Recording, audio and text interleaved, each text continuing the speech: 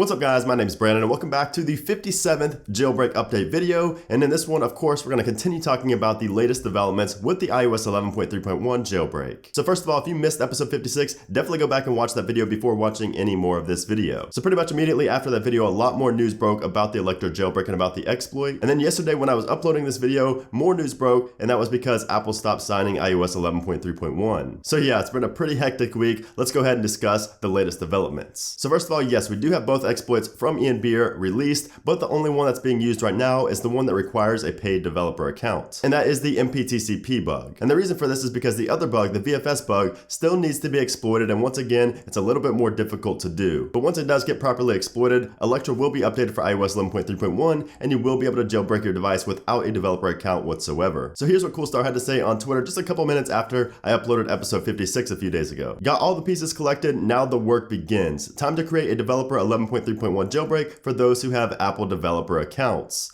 This one will likely not be released, but it will give us a good head start for the public 11.3.1 jailbreak. And then he followed that up with, a common misconception is floating around that a developer account is only needed to compile it. This is false. A developer account is required to both compile and to install it. The type of account you are all looking for is a stolen enterprise account. That being said, I do not recommend going out and buying developer accounts just yet. Stay tuned, updates will be posted when ready and appropriate. So yes, in episode 56, I said that it was pretty much 90% confirmed that you only need a developer account to compile the jailbreak, but that has been proven false by Coolstar, and you need it to both compile and to jailbreak your device. And the reason I said 90% is because I saw on Reddit and on Twitter multiple developers, multiple known developers confirmed that it was only needed, a developer account was only needed to compile and not to actually install the jailbreak. So that's why I said 90%, because I still wasn't for sure. I took all their word for it, but I didn't know from a source like Coolstar. So that's why I said 90% instead of just saying for sure that you only need a developer account to compile it. So that is a little bit upsetting to hear, but once again, it's not too big of a deal since this is not going to be released to the public. Now fast forward a couple days and here's what Coolstar tweeted out. A10 and A11 users save 11.3.1 blobs for the following nonces, and then it gives off 3 nonces right here. You're welcome. A7, A8, and A9 users just save blobs for the generators in Tim Starr's video. Then he links to the video on Feature Restore. I realized the blobs for my iPad Pro 10.5 inch and iPhone 10 had bad nonces set, resaved them, and dodged a potential huge problem there. Then he followed that up with got TFP0 on iPhone 10 11.3.1, as well as verified generator and nonces working on both iPad Pro 10.5 and iPhone 10 11.3.1. Now those tweets are pretty much irrelevant now because you cannot save blobs since iOS 11.3.1 is no longer being signed. However, it wasn't too important that you save those specific blobs if you already saved blobs in the past for 11.3.1. And even if you didn't save blobs at all, it's not like it's required to jailbreak. It's just a safety precaution in case you mess something up with your jailbreak and you have to restore to 11.3.1. If you don't have those blobs saved, then you will not be able to. You know, there's a lot of people jailbreaking for the first time, or just people that really don't know much about SSH2 blobs and the nonces, and they were messaging me basically panicking because they didn't get to save these blobs. They thought that they weren't going to be able to jailbreak, but again, that is not the case. Saving these blobs and all this stuff is just simply a safety precaution in case you need to restore in the future back to 11.3.1. So yes, we have 2 jailbreaks in the works right now from Coolstar and the Electric team. Again, the developer jailbreak, which is going to be the first one that gets released. It's not really going to be a public release, but it'll be available to developers. This is going to help aid in the public 11.3.1 jailbreak. He's working on the developer jailbreak right now, which should not take very long at all. He's going to have to test it and things like that, and then he will get started on the public jailbreak. And once again, this is going to take some time before we have the public jailbreak. I don't think it's going to take months,